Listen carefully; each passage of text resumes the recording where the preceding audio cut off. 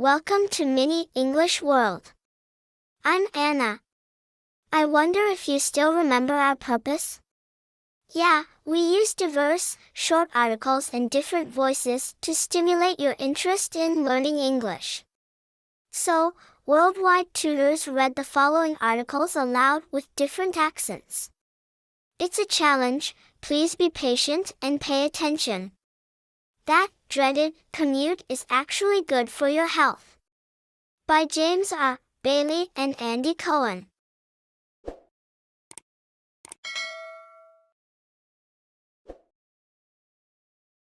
First, it's Jenny from America. Pre-COVID, our commutes were a part of our daily rituals, and rituals have been a natural human behavior since the beginning of time. Nightly prayers are a ritual. Morning showers are a ritual. Even bringing donuts to work on Friday every Friday, rain or shine, is a ritual. Simply put, a ritual is a process we repeat at more or less fixed times to add some stability and certainty into an otherwise unstable and uncertain world, alleviating feelings of grief, anxiety, and increasing confidence. So, let us think about your commute. It's William from Australia. You wake up at whatever time, stumble downstairs, eat some breakfast, and make a cup of coffee or tea while listening to your favorite podcast. If you have children, a part of your ritual may be dressing them for school. If you have pets, a part of your ritual may be filling their bowls with kibble and taking a walk around the block. At some point, you shower and put on your work clothes. Tie that tie, wrap that scarf, pull that sweatshirt over your head. You get your backpack or briefcase, check your phone for messages, climb into the car or hop onto your bike or run to catch your train, and off you go. It's Nirja from India. You have taken this ride countless times. As a matter of fact, you travel the same route every day. During the commute, you turn on the media. Maybe it's the news, music, an audiobook, or talk radio. You show up at work, do your thing, then repeat the whole process in reverse. It might seem robotic. It might even seem pathetic. But it's good stuff for your mind and your body. Here is why. It's Sam from Hong Kong. Commutes structure our daily behaviors into a nice, neat pattern, and in this pattern, our brains find safety. Why? Structure is written deep into the human genome. It provides us with predictability. When we can predict the future, we are less vulnerable to the dangers that may pop up when we are uncertain about what to expect. This is why partaking in rituals has become a base human instinct, one that is built into our religious services, school days, bedtime, dinner time, and yes, our commutes. It's Leah from South Africa. We have many selves, but two of the primary ones are our home and work identities. Most of us are not completely different people in those two domains.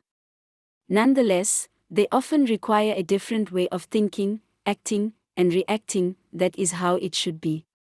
Commutes help us separate those two parts of ourselves, set healthy boundaries between them, and avoid burnout. The moment we step out of our cars into the office, we switch on our work identities, and the moment we leave the office and climb back into our cars for the commute home, we are able to relax and switch back off. It's Mitchell from New Zealand. What was the first thing you used to say to someone upon arriving at work or at school? It likely had something to do with your commute. The 1/9 was so backed up, even the carpool lane was moving slowly, or the L train was delayed again this morning, or I biked all the way here in the rain. Prosaic stuff, to be sure, but universal. Most people experience similar dilemmas on their way to work. Not only does this help you sympathize with others, but it also helps you empathize and make connections. You and your co-workers or peers are people of the same club, you are commuters. For the day, week, year, or decade, you are bonded by a common struggle. That brings you closer. That makes you better colleagues. That alloys you in social contract. It's Rosa from Philippines. In those many or few minutes on the way to and from work, we often recall our purpose. We are employed for a reason, whether it is to support ourselves or our loved ones, create change and better society, or pursue our passions. Our purpose is the reason for loading ourselves into the car or the train or the bus every day. And at that moment, our existential propane is ignited. Why we're here is clarified. We're here to strive and provide. We create value through our unique talents. We achieve and help others to achieve. Commutes help us to reconnect with all the purposes that working taps into, a precursor to improve productivity and job satisfaction. It's Wayne from Singapore. If you're wise, you don't go into a meeting unprepared. You've got your slides and your speech polished. You're mentally and emotionally prepared for whatever happens because you've set aside time to prepare and practice. Your commute serves a similar purpose, it prepares you for your day. While you drive, ride, or walk, you might be thinking about your meeting with Ronald or Regina and regulating responses to their riposts. You might be thinking about your to-do list and which tasks to tackle first. Or maybe you're thinking about how to pitch a new idea to your manager. It's Alamo from Tanzania. This is not lost time. It is readying you for what's to come. Sailors do it. Athletes do it. And so do commuters. By the time you arrive at work, you are ready, steady, and composed. This feeling can only come from the time you spend alone, collecting, gathering, considering, anticipating, and deciding. It's Xiao Chen from Taiwan. Working from home, the seconds between eating breakfast and hopping on your first Zoom call aren't enough, just as the seconds between your last Zoom call and dinner aren't enough to prepare you either. Once we've put a bow on the office, we head home. And we all know that home is not necessarily a sanctuary. We've got to prepare for it too. It's Liam from Canada. What we're trying to say here is commutes are good.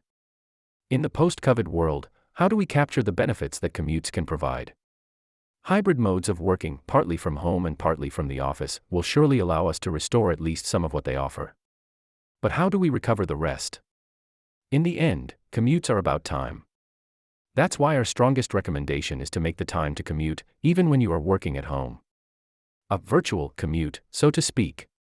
Put 15 to 30 minutes on your calendar at the start and end of your workday to make a cognitive, emotional, and spiritual passage from home to work and back again. It's Abby from United Kingdom. Your commute could be as simple as spending some solo time meditating in an unoccupied room or taking a short walk around your block before hopping into your first meeting. Whatever you decide, make it a ritual, one you feel safe repeating time and again. To maintain the balance between who we are and what we do, to prepare ourselves for the latter, and to understand our purpose and position, commuting is a soothing salve. That drive, ride, or walk that we used to despise so much served an important role in activating and orienting us to everyday work. Commutes are not something we have to do. They are something we should do. It's Yinxi from China. So whether you are new to the world of commuting or a grizzled veteran, the process of going from here to there and back again, of becoming this and then that and then this again, is worth experiencing. Commuting is restorative. After all, it's all about the journey, right? Now, go enjoy your trip.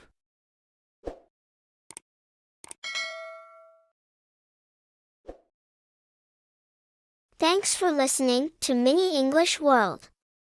We continue to use a variety of short passages and different voices to increase your motivation to learn English. See you later.